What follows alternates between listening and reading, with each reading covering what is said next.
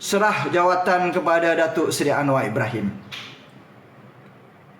Itulah di antara janji-janji mungkin dalam perjanjian mereka, ya, pada peringkat awal itu. Kemudian bergolak lagi, minta lagi, ada desakan lagi daripada orang-orang mereka itu, ya. Serah, bagi tarikh, bila masanya, letakkan tarikh. Sehingga saudara, dalam mesyuarat Presiden Pakatan Harapan kecoh. Angkara inilah desakan-desakan ini nak perubahan, nak bertukar itu bertukar ini. Kemudian sehingga membawa perkara kenyataan daripada pemimpin mereka, okey, kita tenang, bagi masa kepada Tun Mahathir untuk terus menerajui negara ini. Bagi masa, biarlah Tun Mahathir yang tentukan bila tarikhnya, ya. Kerana masa itu sudah genting. Puak-puak ni mendesak Tun Mahathir. Kita tidak lupa apa yang berlaku. Zul Ibrahim naikkan flyatan. Sabar-sabar jap. Sabar jap, ya. Kita tak lupa apa yang berlaku sejarahnya itu. Masih ingat. Sehinggalah berlakunya letak jawatan dan Tun Mahathir nakkan satu kerajaan tanpa parti, mewakili semua parti, ya. Dan akhirnya dengan tindakan-tindakan mereka inilah orang-orang di belakang-belakang inilah yang mendesak Tun Mahathir ini. Orang-orang mereka juga bukan daripada UMNO, bukan daripada parti PAS, ya. PAS dan UMNO ketika itu muafakat nasional. Akhirnya berlaku langkah Sheraton. Tan Sri Muhyiddin Yassin diangkat sebagai Perdana Menteri dengan sokongan-sokongan termasuk daripada puak-puak PKR yang melompat juga, ya. Termasuk sokongan daripada PAS, daripada UMNO itu. Sejarahnya. Jadi runtuhnya kerajaan Pakatan Harapan 22 bulan itu, tanyalah kepada DAP, tanyalah kepada PKR siapa punca-puncanya. Baik. Mereka nak meletakkan kesalahan kepada Datuk Seri Najib. Bila bebas, kerajaan ataupun Pakatan Harapan PKR ni akan runtuh, kerajaan ini akan runtuh kajian. Logik tak logik akal fikiran puak-puak di AP PKR ini. Najib yang tidak ada benda apa-apa, bukan ahli parlimen, yang ditakutkannya Najib-Najib yang diwiritkan sejak daripada kerajaan Barisan Nasional Datuk Seri Najib berkuasa Perdana Menteri. Tak habis-habis Najib sehingga Datuk Seri Najib duduk dalam penjara pun masih diwiritkannya Najib. Betapa takutnya puak-puak Pakatan Harapan kepada nama dan aura Datuk Seri Najib, sehingga orang yang duduk dalam penjara itu pun masih diwiritkannya. Kalau bebas, kalau diberikan pengampunan, maka akan runtuhkan kerajaan. Puak-puak ni bercakap begitu. Waalaikumsalam Idris. Ya. Najib bukan Perdana Menteri, Najib bukan ahli parlimen. Seandainya di Pertuan Agong memberikan pengampunan kuasa mutlak di Pertuan Agong, maka tidak ada siapa yang berhak untuk menentang, dan tidak sekiranya yang di Pertuan Agong juga tidak memberikan pengampunan ketika ini, tidak ada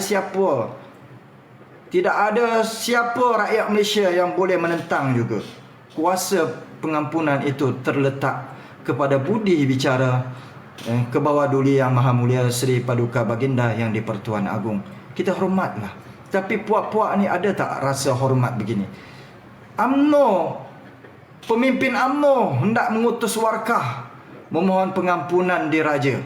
Tidak mengajak kepada PKR, tidak mengajak kepada DAP, tidak mengajak kepada amanah untuk turun tanda tangan menyokong. Tidak. Ini urusan dalam parti sahaja. Dan kami tertib, pemimpin UMNO tertib. Apa pun terjadi, pemimpin UMNO tidak pernah mengajak ahli-ahlinya untuk turun di jalanan seperti mana pada masa dulu. Ada kelompok dan golongan ini turun di jalanan. Saudara boleh nilai sendiri. Yang lahir ketika itu sudah berusia. Jangan katalah TikTok Kesepakatan Harapan yang ketika ini berusia 20 tahun, 25 tahun. Kalau mereka sekarang ini berusia 25 tahun, TikTok Kesepakatan Harapan, maksud dia ketika reformasi dahulu mereka belum berpisah susu dengan susu tepung, ataupun ketika itu mereka baru lahir dan menyusu lagi.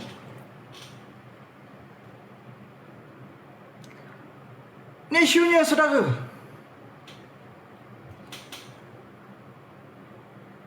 Dia buat adu domba dan mengadu kepada seorang MKT UMNO nak buruk-burukkan kita. Macam budak-budak. Bila saya ajak, bila mereka cabar saya, saya buka cerita lah. 3 minggu yang lepas mereka cabar saya untuk buka room saya. Bawa mereka berbincang dalam room live. Dia kata, Atan, kenapa kamu tidak buka kotak? Orang lain buka, orang lain bersembang. Saya kata, kamu bersembang kosong, saya tidak bersembang kosong. Okey, kalau kamu nak naik, dia marah. Masa tu ada seorang mamat tu, dia marah sangat. Saya kritik PMX lawatan ke Arab Saudi, dia marah sangat. Ada seorang mamat tu pula, kamu jangan sentuh PMX kami. Macam tu sekali, kamu jangan sentuh PMX kami. Punyalah dia taksub. Dulu puak-puak ni, apa tak kata kepada Perdana Menteri Datuk Seri Najib? Apa tak kata kepada Perdana Menteri selepas-selepas itu? Macam-macam. Ya, macam-macam. Botak ke yang marah tu? Termasuklah geng-geng itu. Dia marah sangat. Dia kata, bukalah room kamu, naik kotak. Saya cabar dia pada masa itu juga. Okey, malam ini saya akan buka room, kamu naik kotak. Tak sampai malam itu, petang saya dah buat live, 5 lebih saya dah buat live. Saya ajak dia, saya tag nama dia, tak berani naik pun. Malam itu lagi saya seperti mana saya janjikan kepada puak-puak dia dalam live. Ada 2-3 orang bercakap, bukalah live, buka kotak. Malam itu saya bercakap, mari masuk. Dah 3 minggu, saudara. 3 minggu sejak dia cabar saya untuk buka kotak, sehingga ke hari ini puak-puak itu tidak pernah masuk, kecuali lah ada 2 orang yang saya cakap. Satu orang amanah, ya. Dan yang kedua dua-dua orang amanah lah, orang PAN lah. Ya. Yang hanya berani, tapi dua-dua terciduk. Yang PKR-nya ke tak berani. Dia minta, dia sendiri tak berani nak naik. Tok uban kau. Nanti.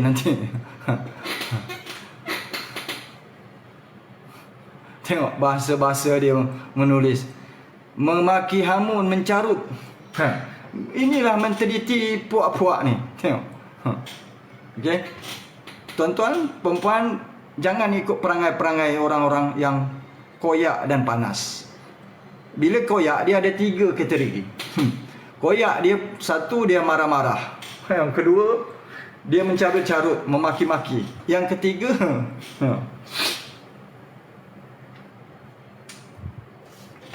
yang ketiga ni saya lupa.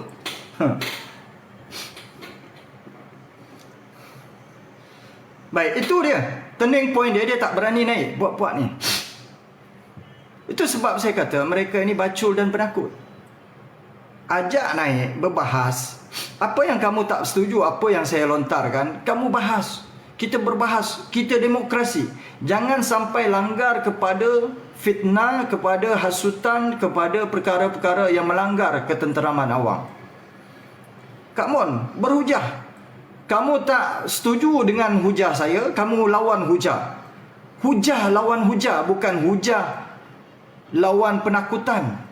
Bukan hujah kamu bawa, kamu sembang di belakang sana, kamu mengadu domba, kamu tulis, kamu hantar kepada seorang MKT, ini dia. Punyalah teruk punya. Macam budak-budak.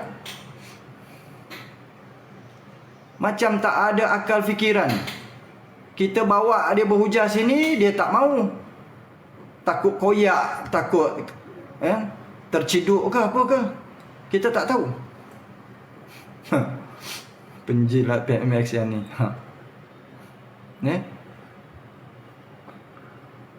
Okey. Saya jelaskan. Saya hantar audio kepada ahli MKT tu. Saya jelaskan benda ni. Sampai sekarang dia tak berjawab lah. Harap-harap dia faham lah. Janganlah dia nak pula lebih daripada orang Pakatan Harapan. Dia orang UMNO. You kena dengar lah dahulu apa hujahnya. Kalau tak percaya, pergi jemput, pergi panggil orang yang hantar Pakatan TikTokers Pakatan Harapan yang hantar WhatsApp kepada kamu itu. Bawa dia bertemu 6 mata. Betul tak saudara? Apa yang saya cadangkan ini. Bawa orang TikTokers Pakatan Harapan yang hantar teks itu kepada kamu. Panggil saya, panggil dia, bawa bertemu 6 mata. Barulah kita tahu, barulah kita gentle. Barulah kita dapat pertimbangannya, di mana kedudukannya. Bukan nak Pakatan Harapan punya TikTokers hantar, kamu dah percaya. Dah lah suara sekarang ini, dahulu suara singa UMNO, sekarang dah suara tikus UMNO. Dah membela pula dia.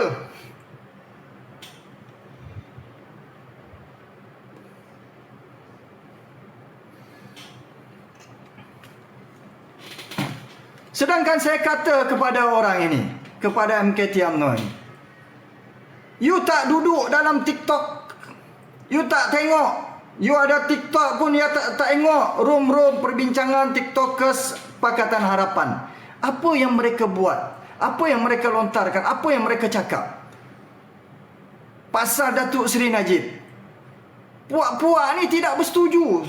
Masih juga. Walaupun UMNO meminta dengan cara UMNO saja untuk mengutus warga memohon pengampunan, tidak babitkan Pakatan Harapan, puak-puak TikTokers Pakatan Harapan bercakap seperti mana pemimpin-pemimpin mereka.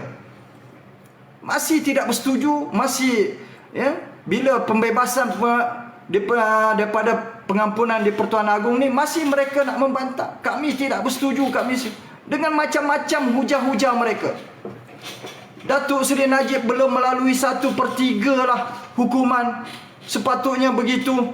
Dahulu Anwar Ibrahim sudah melalui jangka masa yang panjang. Berhaklah untuk mendapat pengampunan. Semua dia ungkit. Saya kata kat dia, dalam kenyataan kamu juga kamu sudah jelaskan. Saya quote juga. Saya ambil satu persatu juga kenyataan itu untuk membela pemimpin kita. Seperti mana kenyataan pemimpin-pemimpin UMNO yang lain. Ada 2 kaedahnya. Satu melalui Lembaga Pengampunan Diraja. Satu lagi melalui Perlembagaan Persekutuan Perkara 42 Pengampunan Diraja. Daripada subsection 1 sehingga ke 13 itu. Dan itulah juga yang saudara lontarkan dalam hujah saudara. Benda itulah juga saya bawa. Dan apakah salah untuk saya mempertahankan? Saya bukan pengikut tegar Datuk Seri Najib seperti kamu pengikut tegar. Kalaulah saya salah mempertahankan Datuk Seri Najib, bermaksud yang kamu dah duduk lama dalam UMNO, yang kamu dah penyokong tegar kepada Datuk Seri Najib dan pemimpin UMNO yang lain yang bercakap tentang hal ketidakadilan kepada Datuk Seri Najib ini, bermaksud mereka ini bersalah. Apakah mereka dan kamu sendiri bersalah dalam hal ini?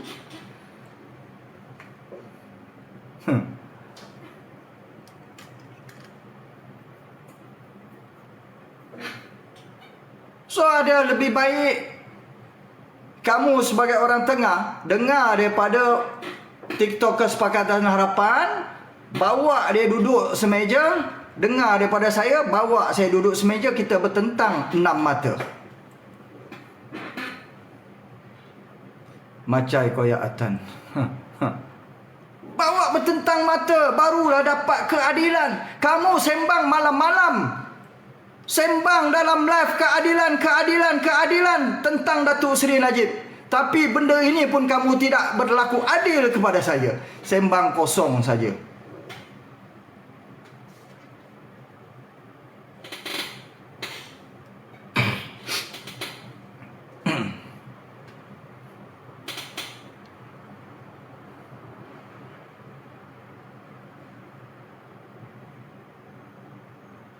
Yang kedua, saya nak bawa perkara ini.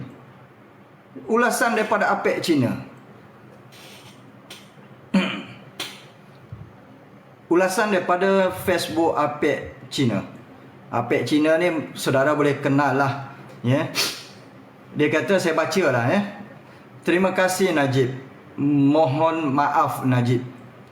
Bukannya saya bantah kerjasama dengan negara China. PMX had done a great job. Bila saya nampak Proton X50 dan X70 megah menyusur di jalan raya, ETS siap dibina, MRT dipanjangkan, hasilannya kerjasama antara Najib dan Xi Jinping kelihatan berbuah. Cumanya penyokong-penyokong Pakatan Harapan kena tahu satu benda. Dia kata, cumanya penyokong-penyokong Pakatan Harapan kena tahu satu benda. Bila Najib buat semua ini, korang kritik, kutuk dan bantai. Masa tu saya puji. Dia kata, nampak? Bila Najib buat semua ini, kamu kritik, kutuk dan bantai. Masa tu saya puji. Ya, dikutuk, bantai macam-macam. Boleh pula dia kata kutuk bantai, ya. Yang saya kritik Anwar pasal lawatan tu, dia kata saya hentam. Apa double standard punya TikTok Kesepakatan Harapan? Sekarang ni PMX hampa buat benda yang sama. Saya boleh puji. Hampa nak rujuk balik apa yang PMX hampa cakap dulu. Rujuk balik. Ada PMX kata dahulu. Saya dah ucapkan banyak kali dalam live. Hampa pergi rujuk baliklah apa PMX dan pemimpin yang lain kata bila ada pelaburan ke negara China tersebut. Kalau hampa nak puji PMX dan ucapkan mohon maaf kepada Najib dalam konteks kerjasama dengan China sahaja dahulu. Kalau korang nak puji, terima kasih banyak. Siapa bagi gift ni? Terima kasih, tak sempat nak tengok siapa bagi gift. Mudah-mudahan murah rezeki, panjang umur, diberkati hidup, dirahmati Allah Subhanahu Wa Taala. Dia kata sekarang PMX, kalau hampa nak puji PMX, hampa pujilah. Dan ucapkanlah mohon maaf kepada Najib dalam kurungan konteks, dalam konteks kerjasama dengan negara China saja. Lagipun kata, hasilan MOU PMX ini, inilah isunya juga. Lagipun hasilan MOU PMX ini bahagian besarnya adalah lanjutan daripada kerjasama Proton Jili yang dimeterai zaman bosku sebagai Perdana Menteri dahulu. Malu tak malu? Ya, malu tak malu? Itulah saya bawa hujah itu. TikTok Kesepakatan Harapan punya main disembangkannya. PMX pergi ke negara China bawa pelaburan 170 bilion, 19 MOU, punya bangga dia. Rupa-rupanya Apa yang dimeterai itu sebahagian besar juga sudah berlaku pada zaman kerajaan dahulu. Cumanya adanya sambungan-sambungan itu saja. Yang kedua, saya juga minta kepada mereka, TikTok Kesepakatan Harapan, kalau kamu tidak bersetuju apa yang saya katakan, kamu bawa hujah lawan hujah. Saya minta pendetilan 19 MOU itu dan berapa nilainya. Satu MOU ini berapa 19 ini. Bagikan data-data pendetilan. Barulah rakyat boleh berhujah, barulah saya boleh berhujah mempertahankan PMX. Saya tak ada data-data itu sehingga ke hari ini, tidak ada data-data bagaimana kita nak mempertahankan PMX. Yang kita ada sebahagian daripada MOU itu juga adalah MOU sambungan kerjasama di antara Proton dan Jili, dan ada lagi kenyataan daripada pengurusi pelaburan Exco Kerajaan Negeri Johor. Saudara boleh pergi kepada berita harian online, type Google saja, kenyataan pengurusi pelaburan Exco Negeri Johor, ya, letak situ 80 bilion. Sudah adanya di antara MOU yang dibuat itu, adanya perjumpaan sebuah syarikat Rongsheng Petrochemical Company Limited yang sudah buat perjumpaan dan melihat tempat di Pengerang, dah buat lawatan, dah buat perjumpaan, dah bermesyuarat dengan Menteri Besar Johor hari ini. So kalau ditolak 80,000 itu, ya, kemudian tolak lagi pelaburan sambungan daripada Proton dan Jili ini,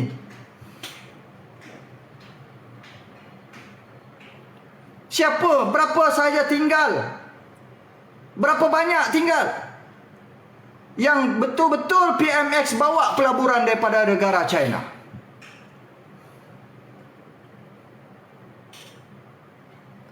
Atuk Johari, Atuk keluar dulu. Okey Tok, terima kasih.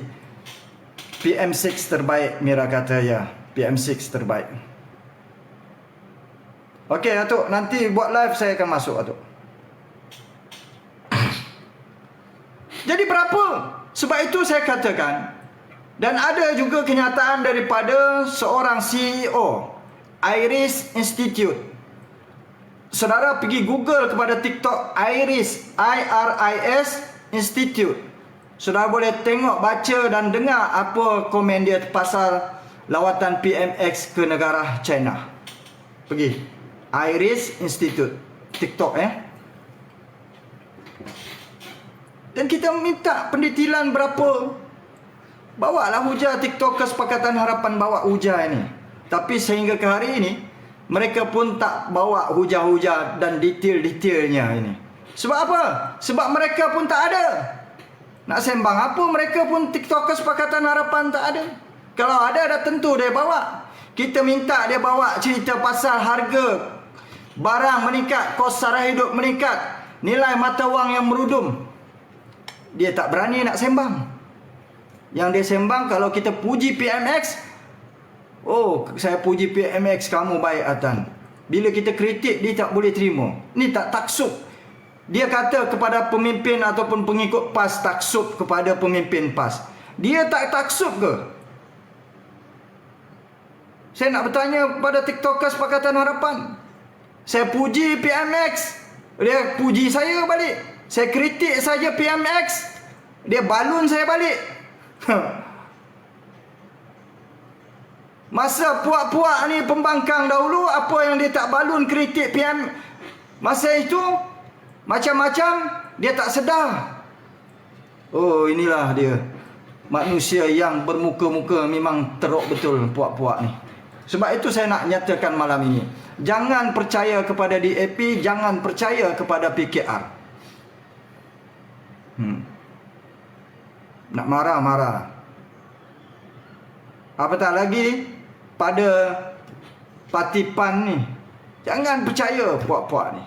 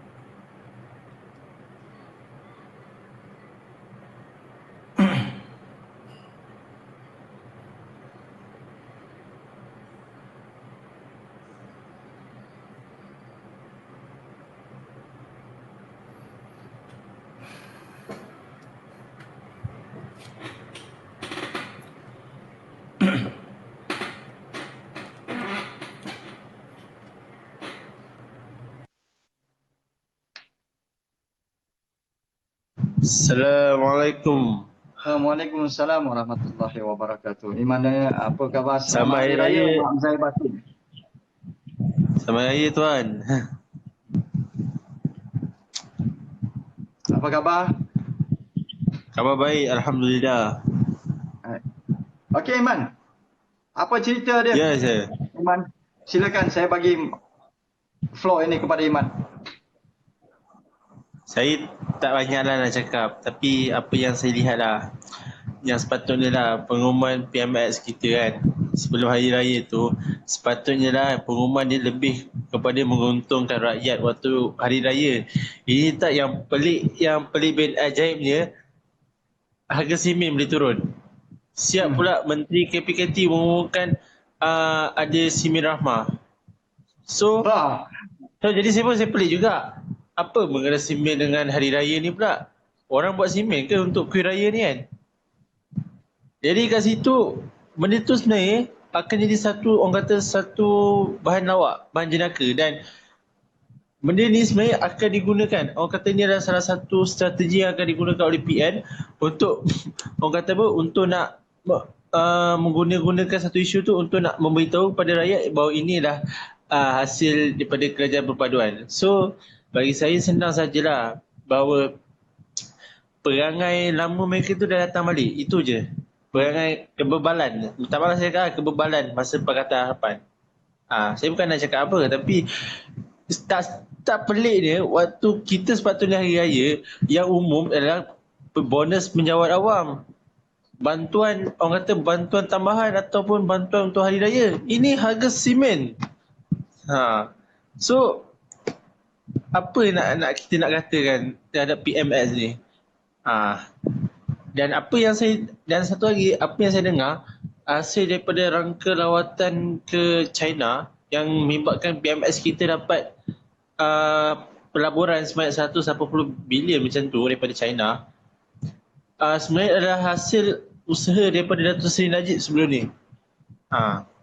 Dan saya juga lihat kan, saya nampak lah yang sekarang ni PMX kita ni dah tak ada, dia dah tak ada idea lah, saya nampak lah. Itulah saya nampak lah sekarang ni tuan. Itu je lah. Okey. Saudara, Iman Daniel ini adalah orang UMNO. Orang UMNO, pengikut UMNO juga. Jadi kita faham. Bukan setakat UMNO kita kata bahawa rata-rata rakyat sekarang ni bersuara. Macam saudara kita anak muda Iman Daniel. Apa kepentingan simen murah tu, dan Iman Daniel diumumkan pula simen rahmah. Semuanya ada rahmah. Apakah nanti logo itu, kotak itu akan dicop begitu simen rahmah dan rakyat boleh beli, Iman Daniel? Yang keduanya, kalau kita tengok daripada pengumuman itu simen itu diberikan kepada pemaju swasta yang membina rumah mampu milik di bawah RM300,000. Tidak tertakluk kepada kita. Kalau kita beli, harga sama je, harga simen. Ini diberikan harga rendah tu kepada pemaju yang bina rumah mampu milik RM300,000 ke bawah. Jadi apa manfaat untuk rakyat? Yang dapat manfaat kepada pemaju. Jadi apa pandangan Iman? Itulah tuan, saya pun pelik juga. Waktu raya ni lah orang kata waktu yang kita nak bersukaria lah, kita nak, orang kata kita nak memaafkan, kita nak pergi rumah saudara mara kan. Dan saya pun pelik jugalah, simen pula dia nak umumkan. Dan saya pun macam, kenapa simen ni nak turunkan harga kan? Bukan ni waktu hari raya pun orang nak buat rumah kan? Orang kontraktor construction semua cuti kan? Ini simen, itu yang saya cakap, dah tak ada benda lain ke yang PMS ni nak cuba nak, orang kata nak bagi satu insentif kepada rakyat. Dan kita semua dah tahu, kita hari ni dah masuk satu fasa yang mana harga barang semakin hari semakin meningkat. Dan apa yang selama ni yang PMS yang selalu mengatakan bahawa dia nak turunkan harga barang, dia nak turunkan harga minyak masa dia dalam pembangkang, dia kena lakukan waktu dia jadi Perdana Menteri. Sebab kalau dia tak lakukan, dia akan seolah-olah macam dia ni sekadar berretorik. Kita tahu, kita faham memang masa pilihan raya pun memang tak ada mana-mana parti gabungan pun yang menang. Dan hasil gabungan ni adalah atas semangat kerajaan perpaduan yang dititahkan oleh Yang di-Pertuan Agong. Jadi kan, setiap manifesto tu hanya, orang kata apa?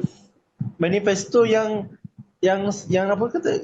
digubal oleh setiap parti gabungan pun tak terpakai, apa yang saya tahulah. Jadi, apa yang saya lihat masa Datuk Seri Anwar yang diheboh sangat berkempen nak jadi Perdana Menteri, dia heboh, dia kata dia nak turunkan harga. Okey, sekarang ni dia dah jadi Perdana Menteri. So, dia kena laksanakan balik apa yang dikatakan tu. Itu saya cakap lah. Saya bukan nak kata apa, tapi apa yang dikutuk Datuk Seri Najib selama ni kan, semua dipakai idea Datuk Seri Najib.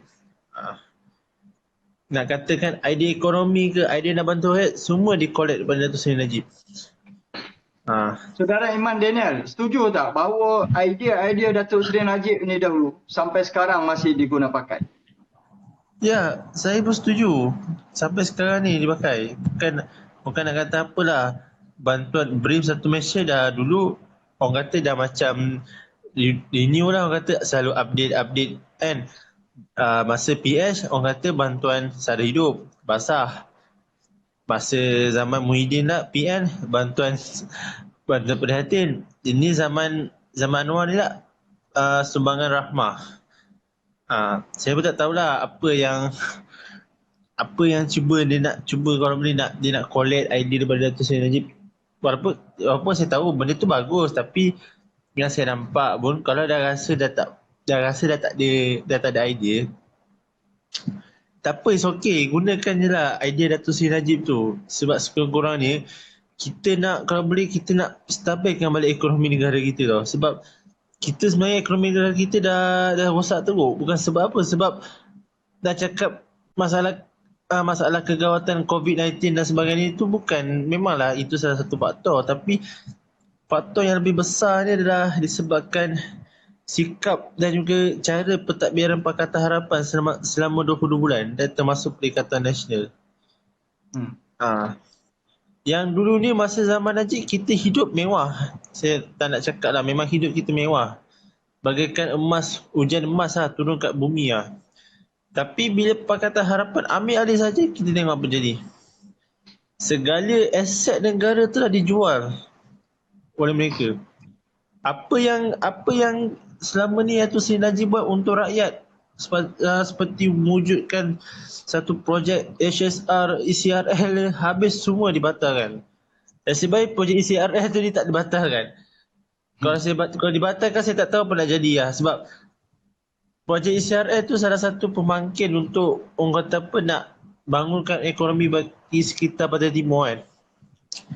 Itu yang saya nampak lah. Saya rasa pun agak kesal jugalah cara PMS ni kan. Iman Daniel, baru-baru ini Syed Saddiq telah muat naik BTT dia dalam TikTok tentang, dia kata 93 juta subsidi bagi tol percuma 4 hari. Tapi untuk rakyat Sabah Sarawak, bagilah pelajar yang tambang murah sikit. Dan dia ulas benda-benda tu. Bahagian untuk Sabah Sarawak ni apa yang dapat? Buat jamuan raya 6 negeri ni, negeri yang mengadakan PRN negeri ni, negeri-negeri yang terbabit diadakan situ pula jamuan. Patut bagilah jamuan itu pergi Sabah dan Sarawak, 2 saja untuk meraihkan orang Sabah Sarawak, dah lah tak dapat habuan daripada tol percuma. Dan itu dah dikritik oleh Syed Saddiq. Bila Syed Saddiq kritik, orang-orang TikTokers Pakatan Harapan tak bising pula. Yang kita kritik dia marah pula. Jadi macam mana ni Iman dia ni? Itu yang sekali saya pelik jugalah. Sepatutnya lah kita orang kata yang kata PMS ni memperjuangkan isu Sabah dan Sarawak. Sepatutnya isu kecil macam ni pun dia dah kena ambil berat. Dia sepatutnya kan, saya nampak lah yang pasal isu pelajar Sabah dan Sarawak ni, PMS ni pun dia kena utamakan juga. Sebab mereka ni duduk kat Semenanjung. Mereka pun nak juga balik raya kat negeri mereka kan. Jadi apa salah ni PMS ni cuba korang boleh turunkan lah harga, orang kata apa, berikan subsidi pada pelajar kan, untuk nak pulang ke negeri mereka kan, negeri masing-masing kan.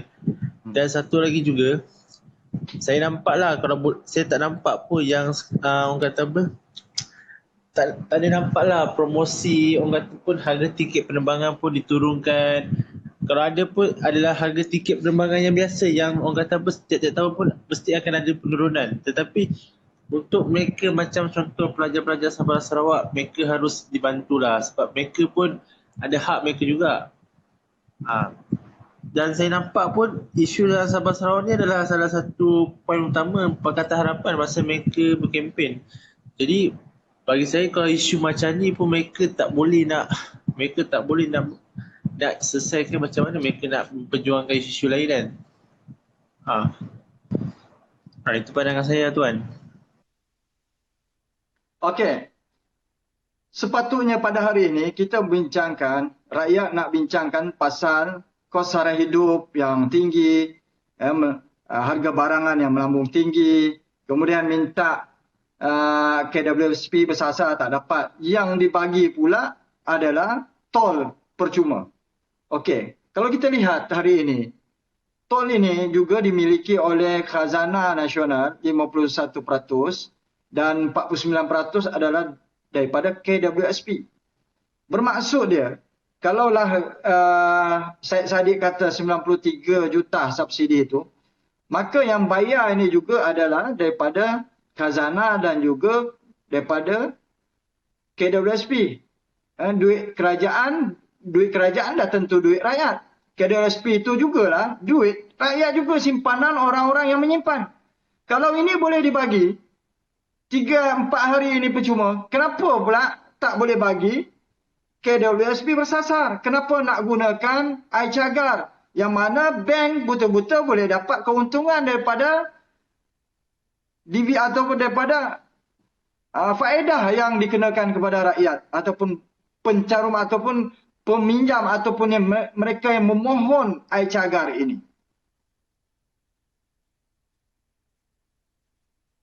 Silakan Iman Dini.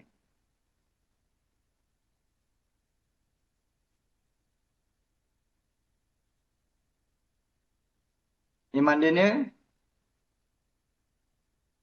Dengar tak suara saya? Dengar tak? Dengar. Bab isu KWSP ni saya pun tak ada pengetahuan yang banyak sangat sebab saya pun bukan salah seorang daripada pecarum KWSP, tapi apa yang saya baca lah, yang saya tengok daripada mana-mana pihak yang bagi pandangan pasal KWSP ni, termasuk juga Datuk Seri Johari Abdul Ghani, Ahli Parlimen Titiwangsa kan. First sekali yang kalau kita faham KWSP ni, dia adalah untuk simpanan hari tua. Jadi apa yang saya ada part ni saya sokong PMS sebab first saya memang masa sekarang ni memang saya tak setuju kalau KWSP ni dibenarkan keluar. Sebab pertamanya, sebab bila keluar duit tu akan makin berkurangan tau. Sebab ini adalah untuk simpanan hari tua. Itu pandangan saya lah. Dan satu lagi juga, saya pun tertarik dalam satu kenyataan yang dilakukan oleh Datuk Seri Johari yang menyebabkan apa yang kerajaan telah benarkan pengeluaran KWSP sehingga 10,000 membuatkan kuasa membeli tu makin meningkat. Dan tak silap saya, yang asyik kesan tu yang membuatkan harga barang semakin meningkat ke macam tu lah. Saya pun tak apa-apa nak sure. Tapi hasil kesan tu yang menyebabkan kita punya, orang kata apa, timbangan tu tak stabil lah. Timbangan harga tu. Sebab hari ni rakyat terlampau, orang kata apa, bila dapat duit, jadi mereka pun nak beli barang macam-macam, mereka nak beli ni, nak beli tu kan. Jadi kehendak mereka tu dah melampaui keperluan. Ada yang kata nak bayar hutang, ada kata nak bayar duit kereta. Tapi sebenarnya lah, waktu zaman dah keluar KWSP ni, ekonomi pun dah semakin, orang kata pun, tengah sektor ekonomi telah dibuka semula. Jadi mungkin 10,000 tu dikeluarkan untuk nak rolling balik duit. Tapi bila ada yang menggunakan duit 10,000 ni untuk tujuan yang lain. Jadi benda tu sebenarnya bagi saya tak sepatutnya lah. Kalau kerajaan nak, orang kata nak benarkan pengeluaran KWSP ni, sebab bagi saya benda tu dah limit. Dan ni mungkin akan menjejaskan lagi simpanan mereka nanti. Itu pada pandangan saya, tuan. Okey, dari segi kos sara hidup ini yang meningkat, harga barang meningkat, kita pun dapat rasai kesusahan rakyat, terutama golongan-golongan B40, terutama orang-orang susah, hilang pekerjaan, ditambah pula perayaan hari raya. Yang saya nak bawa iaitu pada yang saya dapat 8 hari bulan Mac 2023 daripada Sinar Harian. Nilai ringgit lemah berbanding dolar Amerika.